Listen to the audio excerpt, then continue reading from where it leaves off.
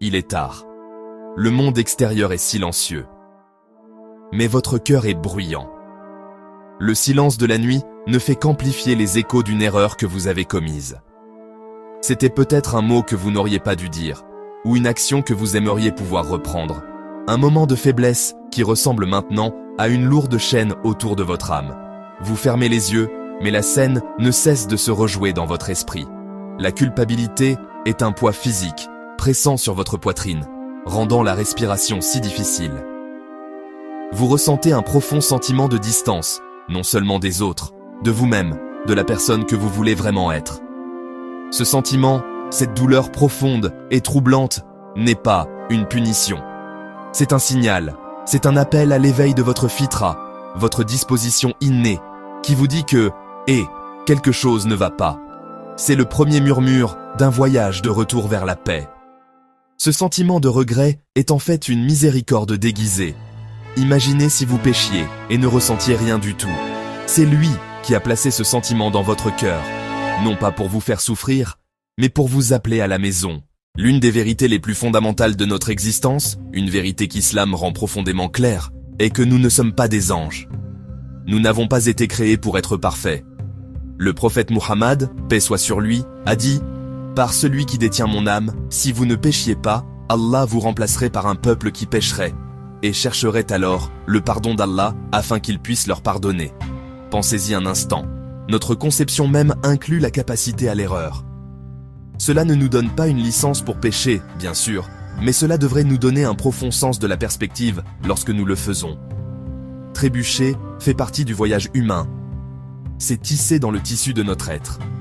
L'attente n'est pas que vous ne tomberez jamais, mais que lorsque vous le ferez, vous vous relèverez. L'histoire de notre père, Adam, paix soit sur lui, est la leçon ultime à cet égard. Il était au paradis, dans l'environnement le plus parfait, et pourtant, il a commis une erreur. Mais quelle a été leur réponse? Notre Seigneur, nous nous sommes fait du tort à nous-mêmes, et si tu ne nous pardonnes pas et ne nous fais pas miséricorde, nous serons sûrement parmi les perdants. Lorsque nous péchons, notre premier instinct est souvent de mesurer notre erreur à l'aune de notre propre compréhension limitée de la justice et du pardon. Nous pensons « Ce que j'ai fait était si grand, si terrible. Comment pourrais-je jamais être pardonné ?» Nous projetons nos propres limitations humaines sur Allah. Nous l'imaginons comme un juge sévère, tenant un compte, prêt à nous condamner. Mais Allah se décrit dans le Coran de manière à briser complètement cette perception. Ses noms les plus fréquemment mentionnés sont Ar-Rahman, Ar-Rahim. Avant même d'arriver à sa justice, il se présente à travers sa miséricorde. Ce n'est pas un accident, c'est la lentille principale à travers laquelle il veut que nous le voyions. Il dit dans une narration sacrée, un hadith Qudsi, « Ô fils d'Adam, tant que tu m'invoques et me demandes, je te pardonnerai ce que tu as fait, et je ne m'en soucierai pas. Ô fils d'Adam, si tes péchés atteignaient les nuages du ciel et que tu me demandais alors pardon, je te pardonnerai. » Faites une pause et absorbez l'ampleur de cette promesse. C'est une vie d'erreurs, empilées les unes sur les autres, formant une montagne de méfaits. Et pourtant, la réponse d'Allah à une demande sincère de pardon est « Je te pardonnerai ». C'est un océan illimité, et nos péchés, aussi grands soient-ils, n'en sont qu'une goutte. Le repentir en islam, appelé Tauba, n'est pas seulement un vague sentiment de regret. C'est en fait un processus clair et pratique. Les savants ont distillé ce processus du Coran et de la Sunna en étapes concrètes et réalisables. La première et la plus critique des étapes, honnêtement, le cœur même du repentir, est un sentiment profond et sincère de regret, al-nadam. Il ne s'agit pas seulement de dire « je suis désolé », mais de le ressentir vraiment au plus profond de votre être. C'est cette douleur, le souhait sincère de pouvoir remonter le temps et annuler l'action. La deuxième étape est l'arrêt immédiat du péché, appelé al-iqla'a. Vous ne pouvez pas prétendre vous repentir de quelque chose tout en continuant à le faire. Si le péché implique la négligence d'une obligation, vous devez commencer à l'accomplir. S'il implique de faire quelque chose d'interdit, vous devez l'arrêter immédiatement. Cette étape exige une décision ferme et une action immédiate. La troisième étape est la recherche du pardon d'Allah, ou al-istighfar. C'est là que vous vous tournez vers lui, levez les mains et demandez verbalement son pardon. Utilisez les mots que les prophètes nous ont enseignés, comme Astaghfirullah ou la prière d'Adam, Rabbana Thalamna Anfusana.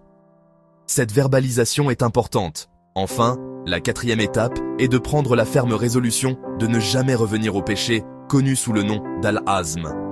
Il s'agit du futur.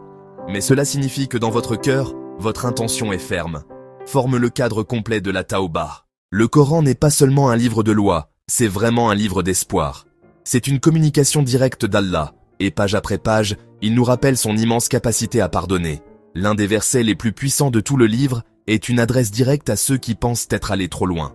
Allah dit, ô mes serviteurs qui avez transgressé contre vous-mêmes en péchant, ne désespérez pas de la miséricorde d'Allah. En vérité, Allah pardonne tous les péchés. En vérité, c'est lui, le pardonneur, le miséricordieux. Cela vient du Coran, chapitre 39, verset 53. Prenez un instant pour analyser le langage ici. Il nous appelle « mes serviteurs », un terme si affectueux. Même lorsque nous sommes des transgresseurs, il nous ordonne « ne désespérez pas, tous ». Ce verset seul suffit à réparer un cœur brisé. La vie et les enseignements du prophète Muhammad, paix soit sur lui, sont une démonstration pratique de cette miséricorde coranique. Il était l'incarnation vivante de l'espoir. Il nous a raconté des histoires et nous a fait des promesses qui devraient nous faire s'envoler nos cœurs. Considérez ce hadith, Allah, l'exalté, a dit « Ô fils d'Adam, je te pardonnerai tant que tu me pries et que tu espères en moi, quoi que tu aies fait. Ô fils d'Adam, si tu venais à moi avec une terre pleine de péchés et que tu me rencontrais sans rien m'associer, je viendrais à toi avec une terre pleine de pardon. Une terre pleine de péchés, rencontrée par une terre pleine de pardon. » L'échelle est tout simplement époustouflante. L'un des tours les plus insidieux de Shaitan est de vous convaincre que votre péché particulier est l'exception. Il chuchotera « Bien sûr, Allah pardonne, mais pas cela. Ce que tu as fait était trop grand, trop honteux, trop répété. Cela conduit à la maladie spirituelle la plus dangereuse de toutes, le désespoir ou Al-Kunut. Le Coran nous raconte l'histoire du tueur de 99 personnes. Il ressentit les prémices du regret. Il alla voir un adorateur et demanda s'il y avait un repentir. L'adorateur répondit non. Dans son désespoir, il tua aussi cet homme, portant le nombre à 100. Le désir de repentir restait réel. Alors, il chercha un véritable savant. Le savant demanda « Qu'est-ce qui pourrait se dresser entre toi et le repentir ?» On lui dit « Quitte ta terre de péché, va dans une terre de juste. » En chemin, il mourut. Les anges de la miséricorde et les anges du châtiment vinrent réclamer son âme. Allah ordonna de mesurer la distance. Il était légèrement plus proche de la terre du repentir. Les anges de la miséricorde le prirent. Cette histoire est extrême pour une raison. Elle montre, s'il y a de l'espoir pour cet homme, il y a de l'espoir pour vous et moi. Il a fait un pas. Il a commencé le voyage. C'est l'essence du pardon illimité d'Allah. Il demande que vous tourniez votre visage vers la bonne direction et fassiez le premier pas sincère. Le vrai repentir n'est pas la fin d'une histoire, c'est le début d'une nouvelle. C'est une renaissance spirituelle.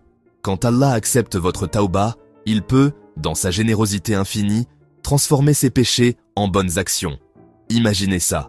Vous devez apprendre à faire confiance à la promesse d'Allah. Shaitan reviendra et essaiera de vous faire douter. Il chuchotera « Es-tu sûr d'avoir été pardonné ? Tu te souviens à quel point c'était grave ?» C'est là que vous devez rester ferme et avoir une bonne foi en Allah, Husn al-Dan billah. Vous avez fait votre part, vous avez ressenti du regret, vous avez arrêté, vous avez demandé pardon et vous avez décidé de faire mieux. Maintenant, ayez confiance qu'Allah, qui est plus miséricordieux qu'une mère envers son enfant, a fait sa part. Avancez le cœur léger, confiant dans le pardon de votre Seigneur. Embrassez ce nouveau commencement en remplissant votre vie de bonnes actions. Si ce message a résonné en vous et que vous souhaitez d'autres rappels pour vous aider sur votre chemin spirituel, je vous invite à vous abonner. Poursuivons ensemble ce voyage de croissance et de proximité avec Allah.